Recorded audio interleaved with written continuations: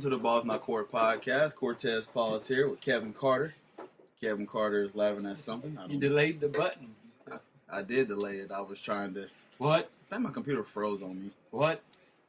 As Kevin is doing some kind of Stone Cold Steve Austin thing where he keeps saying what 1,000 times. So huh? Hopefully he's ready to go. Do you ever wish you would have said something different? Like what? Instead of what, go, huh? Well, like every time he went, what? You waited for him to go, huh? Well, you got the Excuse me? Stone Cold Steve Austin what? You got the Juvenile High. Yeah, you could have went, what'd you say? You know how I listened to that song lyrics later, how bad that song was? I know, because I never listened to it. Good. Well, you want to listen how bad that song is now. No. Cue it up. If it was about as bad as that Shiloh LaBeouf video, yeah, I don't need to hear it. Yeah, that was special. A different little video there. So special. All right, well, hey man, today we have snow flurries in Jacksonville, huh? Let's not talk about snow. You rather not touch that topic, huh? It's just funny to watch everybody freaking out about it. You'd act like there was a blizzard coming and there was 9 feet of snow at the stadium or something like that.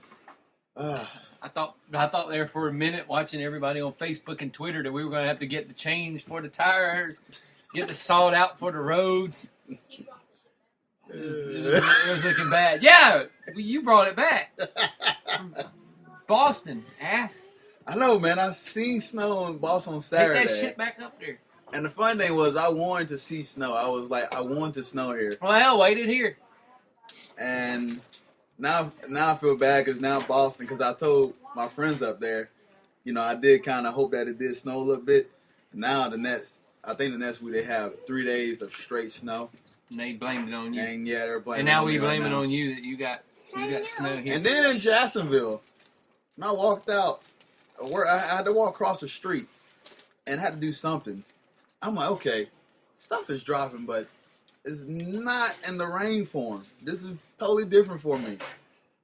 To see snow, yet alone Florida, was pretty hot. It was different. Luckily, it didn't stick to the ground. But the funny thing is I called it because my buddy was like, look at the clouds, they're coming this way. I'm like, dude, I'm going to be honest with you. Delaware is going to have some snow in those clouds. I said that at about 8 o'clock this morning when I saw them clouds just hovering over. I said, those going to have snow in those clouds. And by 3 o'clock, there we go. Snowfall was in Jacksonville. Yeah, it's been since at least the 80s since we've seen snowfall in Florida. I know you've been up here. Last year, or during Christmas time last year, it was the 25th or 30th anniversary of snowfall. Yeah, I think it was the 30th. It was the 30th anniversary of the white Christmas snowfall. It's where it actually stuck. And we built snowmen. And then we put them in the freezer because we didn't want him to melt. But knowing you, I know you saw snow. You said you even attempt to go outside. You just like, dude, oh, cool. This is what we did. We ran outside, threw 2 snowballs, ran back inside. Went back outside, threw a couple of snowballs, ran back inside. Because we didn't have gloves and crap. We live in Florida. Right. We don't have gloves to make this. So we ran outside, grab, throw, run. Yeah. So to fast forward now, because you saw snow out there. I looked out the window. And just sat back down. I was like, oh, snow. I'm sitting down. The window was freaking cold. Kevin didn't want to partake in going out there and looking at it and everything like that. Kevin was like, no. I'm good. You're a true Southern boy at heart. I'm good. You're not going to give the snow a chance?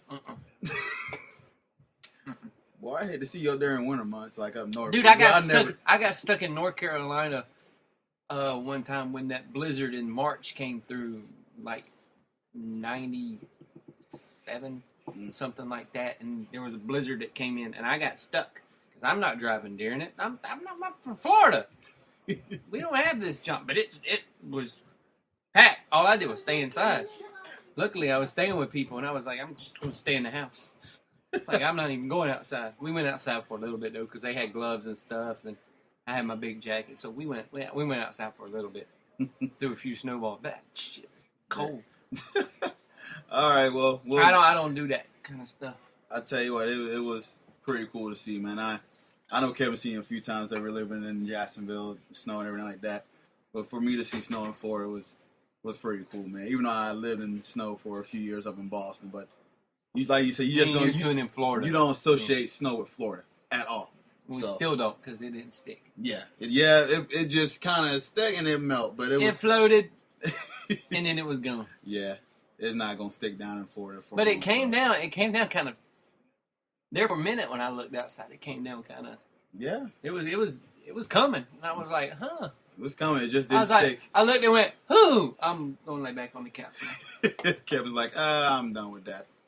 All right, well, speaking of cold, I mean, we got a lot of football games coming up. Speaking of cold, it's going to be cold at these football games. It's going to be cold everywhere. So, yeah, so let's go and hop right into it. We'll go with cold. Yeah, very cold. Cold. So, let's talk about the divisional rounds. We got the first game that me and you going to discuss. We're going to talk about the Ravens versus the Patriots. I mean, just to give you some key stats here. Tom Brady's 12-3 at home in the postseason. His career. Since 2005, though, the sixth seed is 5-4 against the number one seed. During the postseason, he's 12-3, 1-2 against the Baltimore Ravens. So at home, I'm telling you, 1-2 against the Baltimore Ravens.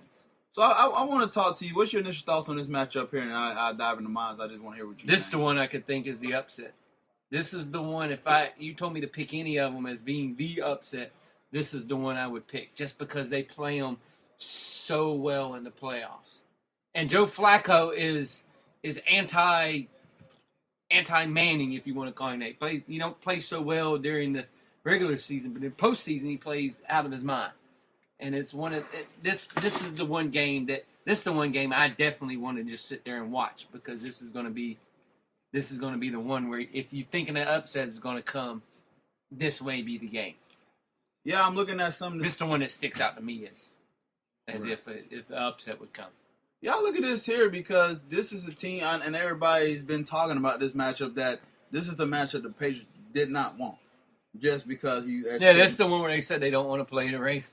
Right, because Ravens still got a physical defense as well, the kind of matchup with the receiver. Now, we all know that Gronkowski is pretty much unguardable. Yeah. So, I mean, but if you can shut everybody else down, including Brady, then, yeah, of course you got a good chance to try to sneak one out of here. But it's very hard to win. It's very hard to win up there in Foxborough. But apparently for the Ravens, it is not. Well, the last few years. But the Patriots' defense is completely different than what it used to be when they were playing the Ravens. They have two very good corners now that'll be able to nullify. They'll put Revis on one of them, and their other corner, I forgot his name, but they're both really good. Mm-hmm. So it's a different defense too that the Ravens will be coming off. But the Ravens just have a knack for going up there. Look at this. They call Joe Flacco January Joe. Exactly. I mean, his accuracy is 74.4, 9 yards, and average depth of target. That's why I call him anti-Peyton. Anti-Peyton. Yeah. You just see his 20-yard percent accuracy is at 50%. Bizarro Manning. Which is unheard of for a quarterback. I mean, even Brady does a pretty good job getting down the field, but Joe Flacco, since the last few postseasons, is pretty good. Now he's got another deep threat in Steve Smith that can only just help his performance in the playoffs here. Yeah, but like I said, they're going up. This one's a little different than the other ones they've been doing. The other times they went up there because of New England's defense being a little better. Mm-hmm. So that's where I think the difference in the game is going to be. Just in New England's defense is going to be a little bit better than they was in previous meetings. What do you think about the Dan Pease connection? I was reading over this piece here, and they was talking about because he was a linebacker coach for the Patriots between 2004 and 2009. Look at Tom Brady's stats here when he played against his former defensive coordinator. He was averaging 58.6% here. He's threw 3 touchdowns, 2 interceptions. Decent numbers, but not Tom Brady numbers. I mean, do you think this is still something that can carry on? I mean, this is probably a big reason because he's got the intel on Tom Brady why they're 1-2 against these guys the last few years or whenever they had played.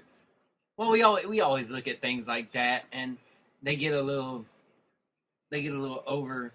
Like they beat New England. They should really be New England should be 0-3 against them if it wasn't for Billy Cundiff, just complete utter shank of a field goal. But we always look at kind of things like that to where you got the people that come from one team to go to another, and they kind of got little. But you got a.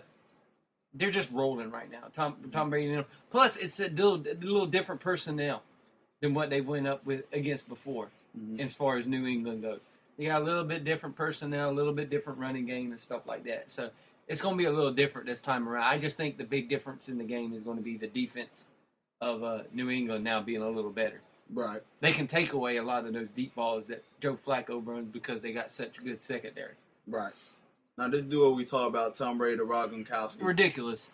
Look at these. It's ridiculous. It's ridiculous. 67% of his completions passed to him. Total yards between these two guys, where you go from Brady to Gronkowski, who caught the ball from 4,600 some yards, about average, 56 touchdowns, 9.6 yards, and 127.6 QB rating. Oh yeah, and this is some nice quarterback on this list. You got Tom Brady, Julio Peyton Manning, Drew Brees, and Jimmy Graham. Romo throwing the two different peoples on the list. Yeah, so I mean, this is. We already said that, when Rod came back from that injury, that how different. As soon as he got healthy, it's over. A healthy Rob Gronkowski is probably one of the most dangerous players on the football field at any position. He's probably one of the most dangerous guys, one of the most dangerous skill guys as there is, because you still need a quarterback to get him the ball. But he's got to be the most dangerous skill guy. Even to me, he's more dangerous than Dez Bryant, Calvin Johnson. He's that kind of dangerous guy. And it's funny we have. It's amazing how big he is and how fast he actually is. Exactly, and we forgot about this guy because Jimmy Graham took off the last few years at the time. Everybody, Jimmy Graham the best tight end. No. Rob Gronkowski came in there and just kind of nope. Yeah, he.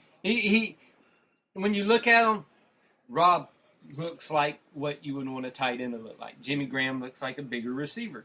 Yeah. But Rob Gronkowski looks like a tight end. The guy is just big, physical, mean guy.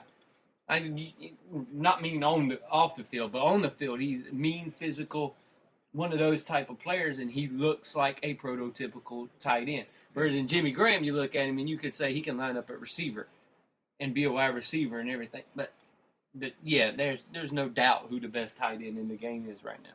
Right. None. So yeah, Baltimore, they end up beating Pittsburgh 30-17 to get here. But my bad, I was accused of hating New England before some people. So yeah, I mean, now we got this in-stream match. Now I want to ask you, as far as this, any key matchup you want to kind of point out, or anything that you'll be watching when this game is on that you probably have your eyes on? Yeah, the second New England secondary against the receivers, and seeing if they can cut down on Joe Flacco hitting those bombs. Because that's what's beating them is Joe Flacco nailing those deep balls. Yeah. That's Joe Flacco's biggest thing is he can throw it. He throws a pretty deep ball, and his deep ball is one of the best deep balls in the league. And that's the thing that New England needs to take away, all them explosive plays that they have. Right. I mean, I know they're not going to be playing position-wise against each other, but I'm going to be watching that Brady and Flacco matchup because we're talking about two of the best quarterbacks in the postseason. Everybody always watches the quarterbacks. Yeah, obviously. I go for something different. I agree, but obviously this is a because if you take away one of those guys from Flacco and them, you took away Flacco's game.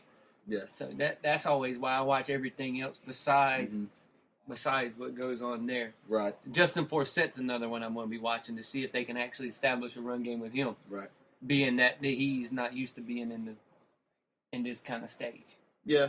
I just like these two matchups because these two bring it during the postseason. Oh yeah.